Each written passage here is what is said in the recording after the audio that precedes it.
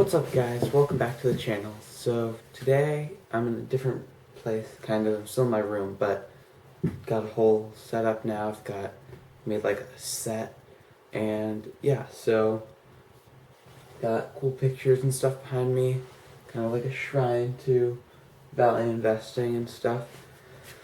So yeah, I've already kind of made a video on this, but I kind of wanted to do one with better production value and just put more effort in overall. So here we are. So today I'm going to be talking about extermination. Well, no, not extermination. Basically how to keep pests out of your house. And you're like, whoa, Soren, I thought you were talking about investing. I am. This is a metaphor. Or no, an analogy. So basically, think about trying to keep like bugs out of your house in the same way that you keep like bad investments in your investments safe. So like your house, you want to keep safe from pests and rodents or whatever. So one of the ways that you can ensure that is by using a safety statistic. So there aren't very many out there, and one of the most accurate ones is the Altman Z-score. I'm sorry, I keep looking down at my notes to make sure I'm staying on what I'm supposed to be talking about. But so basically, what is the Altman Z-score? So the Altman Z-score is a composite number of a bunch of different ratios. So these are ratios of things of different parts of the business, which include the assets, liabilities, market value, net sales, and the retained earnings. Those are the main ones. One of the controversies is that market value is factored in. So companies like Tesla that might usually not have a very good Altman Z-score, whether you're a huge fan or hate Tesla, either way, it's a very volatile stock, and it's not predictable by the usual, it's not predictable period, but especially not by usual value investing statistics. So market value, even though you might have a really good stock because a trend or something, it might not always really well characterize it. And that's the main controversy. But besides that, Altman Z-score is one of the most accurate safety statistics out there.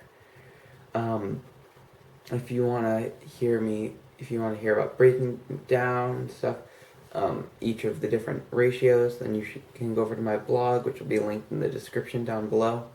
It's called Lookout Investor, and I'll probably make a video later on about that. So yeah, but basically it's a formula which calculates all these ratios, which they multiply by different numbers. The market value ratio is multiplied by 0.6, which means that it's valued by less than 1. And most Altman Z-scores are between 0 and 10, so multiplying something by less than 1, you can see how it doesn't make a huge difference, depending on how much it is. And then all those other numbers are added all up, and most of the numbers are multiplied by 1.2, 1.4, 3.3, or 9.999, just to give you an idea. But basically, it uses how much they're bringing in, that they actually get to keep, the companies, how much are their assets versus their liabilities, and how much is their market value.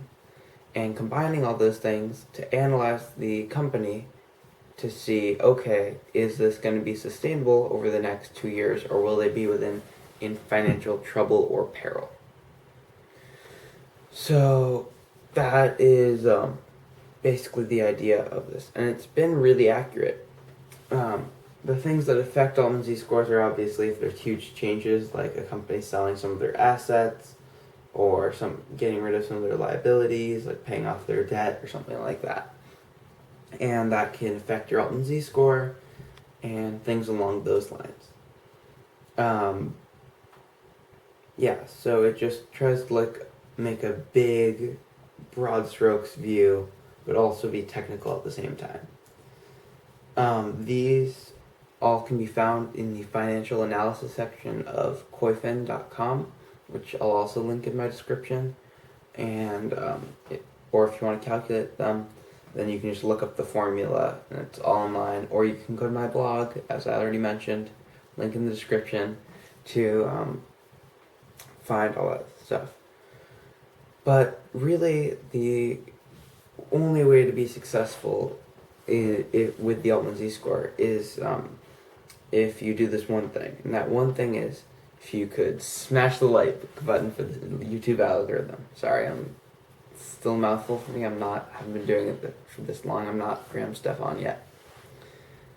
Anyway, Altman Z-scores don't work for anything. Don't work for everything. They work for a lot of things. They are meant for industrial businesses. That would mean things that make like products that you can like actually have, or just companies that have products that are sold to a consumer, like a simple like overall basic business plan. They don't work for companies like internet businesses that, although they have users, where they're really getting their money from is from people buying advertising, or companies, not usually people as much. Or banks, because they're not selling products, they're making money through a lot of different ways. Or insurance companies, which you don't really have guaranteed earnings or losses until certain like events or catastrophes happen. So that basically, those are the main industries where it doesn't work. But in the industries where it does, it works really well most of the time.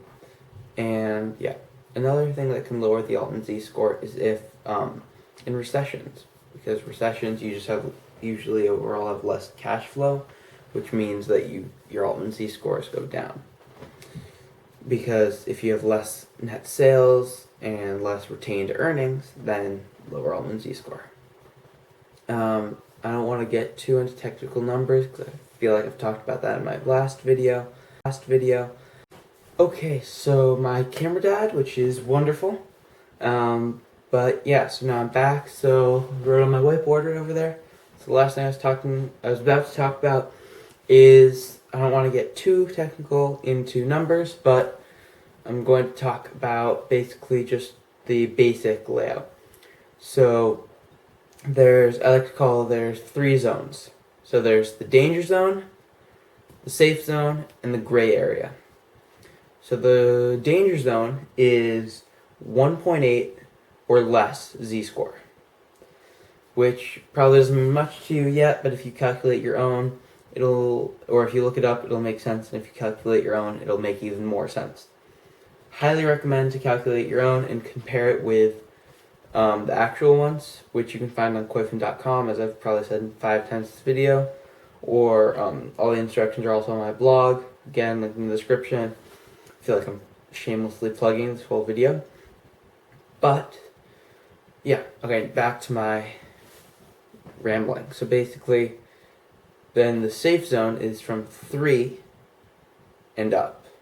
And so, yeah, those won't go pretty accurately, can tell that that company won't go through financial peril or trouble within the next 2 years. Obviously, that can change, and then the Altman Z-score will change to go along with that. So keeping track of these as you're investing in the company is a good idea. And then finally, the gray area is between that. So greater than 1.8 and less than 3.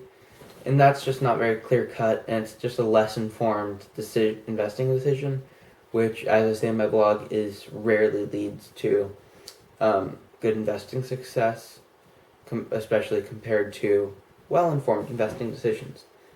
So this last part was a little short, but yeah, so if you need to skip back, feel free.